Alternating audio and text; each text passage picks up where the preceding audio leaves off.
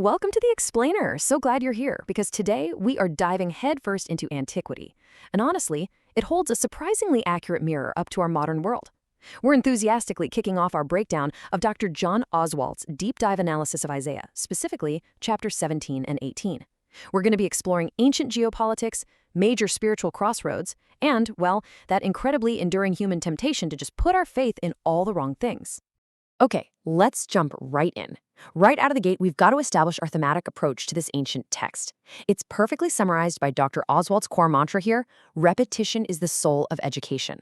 You see, the author of Isaiah didn't just write things down once and move on. He intentionally wove these recurring themes throughout the text to make absolutely sure the message landed.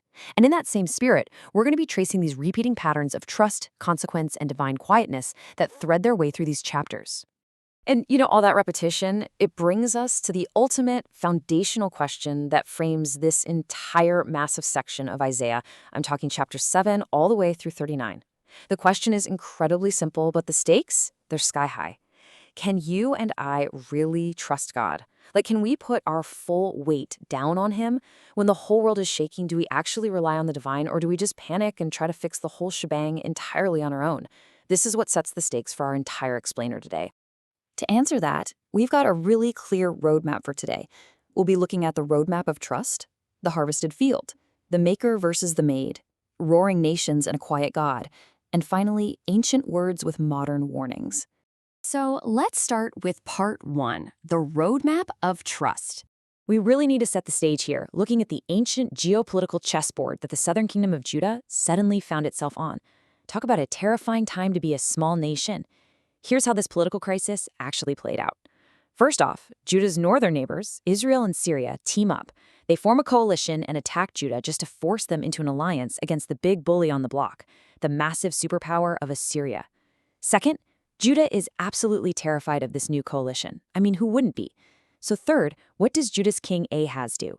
Instead of trusting God, which is exactly what the prophet Isaiah is urging him to do, he pivots and turns to that very superpower, Assyria, for help. And this brilliantly illustrates Dr. Oswalt's unforgettable metaphor. It's kind of like 3 mice getting into a huge brawl, and one of them disastrously deciding to hire the cat. It's just a fatal miscalculation, born completely out of fear rather than trust. Which leads us perfectly into our second section, the harvested field.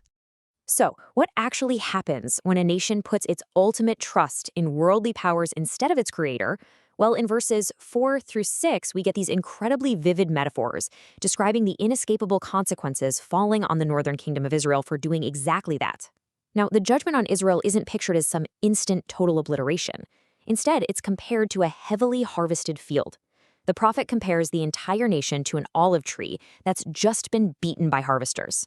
All the good fruit is totally gone, leaving nothing but a tiny, unreachable remnant, like literally just 2 or 3 olives clinging to the highest branch, or maybe a few scattered stalks of grain dropped by the reaper. It's a really stark warning. If you're ever tempted to trust in the sheer power of this northern neighbor, just look at what their own choices have reduced them to. And that devastation brings us right to section 3, the maker versus the made. You see, that harvested field, it isn't just a punishment. It actually serves as this profound spiritual wake-up call for the tiny remnant that survives.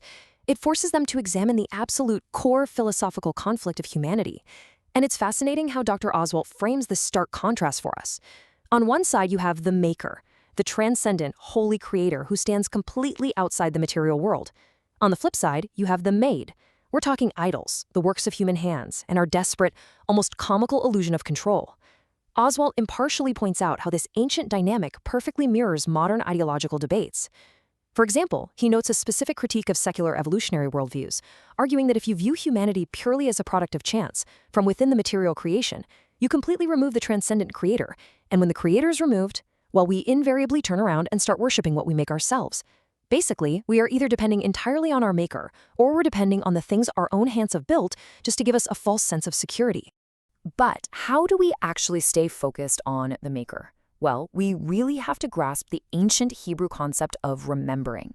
Now, in modern English, we can remember something in our heads but not actually do anything about it, right? But not in ancient Hebrew. To remember literally means to obey. Your mental understanding and your physical actions are completely inseparable. Think about it like this. If you're being chased by enemies through a scorching, featureless desert, and God provides this massive rock of refuge for you to hide under and find shade, to forget that rock doesn't mean you suddenly have amnesia. It means you are actively disobeying and literally walking away from the safety provided.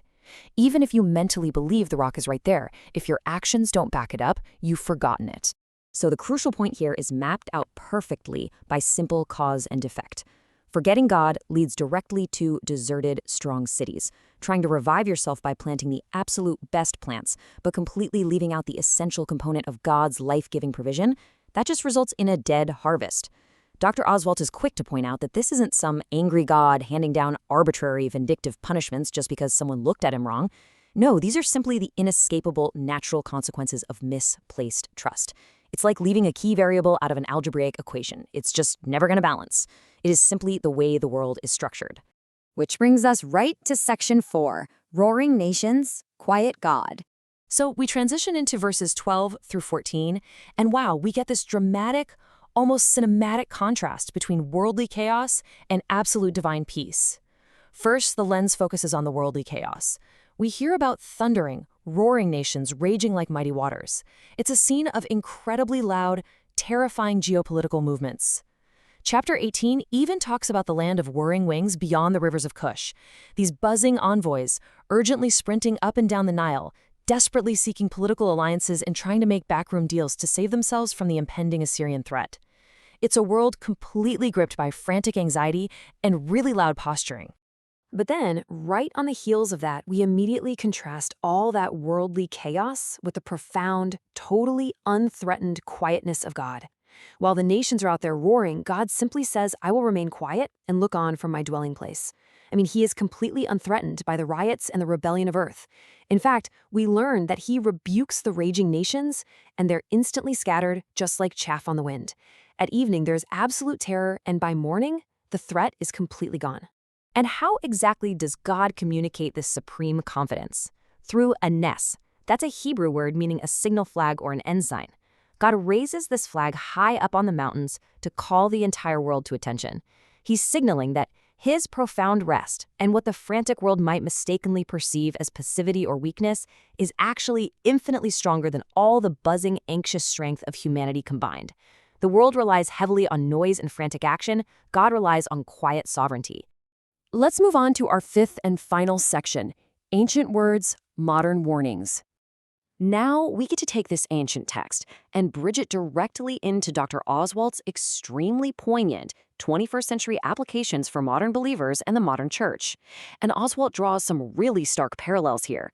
He warns against modern institutions relying heavily on worldly systems, like using secular demographic methods just to accomplish divine work. He cautions us against putting our ultimate trust in political action groups. He specifically calls out the danger of embracing a zero-sum culture war, where fear drives people to completely demonize their opponents simply because they're terrified of losing ground. And finally, he warns against substituting frantic busyness, constantly running around, glued to our phones, firing off texts and emails, for true divine rest. We are just impartially reporting his analysis here, but his point is clear. These are basically the modern equivalents of hiring the Assyrian cat to fight the Assyrian mouse. To really drive this home, let's consider a very personal observation from Dr. Oswalt himself. Speaking quite openly as a political conservative, he notes the deep, profound danger of politicizing faith. When people start acting out of a blind panic, when they start believing that the whole house is going to fall down, they tend to abandon love, adopt the absolutely ruthless tactics of the world, and completely forget that God has been here before. Attempting to use the political system for ultimate spiritual ends is the exact same trap that Judah fell into. It just completely misses God's perspective of quiet sovereignty. And that brings us to the ultimate takeaway of this explainer. I really want to leave you with a direct challenge that summarizes everything we've unpacked today from Isaiah 17 and 18. In our incredibly modern world, a world totally filled with thundering nations, buzzing political envoys, nonstop culture wars, and frantic daily business, what are you putting your weight down on? Are you trusting the works of your own hands, or are you resting quietly in the Maker? Take some time to really reflect on your own ultimate source of trust today. Thank you so much for joining me for this explainer, and as always, keep learning.